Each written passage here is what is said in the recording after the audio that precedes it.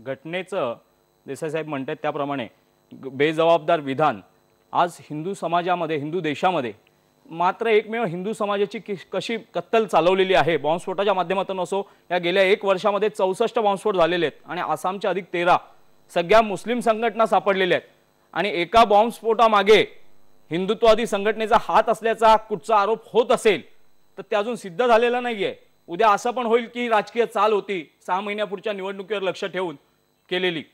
त्याच्यामुळे भाजप आणि शिवसेना काय राजकारण करते त्याच्यापेक्षा काँग्रेस आणि राष्ट्रवादीने किंवा आजच्या सत्ताधारी पक्षाने आतापर्यंत राजकारणाची दिशा कशी ठेवली, सेक्युलरिझमच्या नावाखाली, धर्मनिरपेक्षतेच्या नावाखाली कुठच्याही धर्माला छळणं, विशेषतः मुस्लिम समाजाला आरक्षण देणं।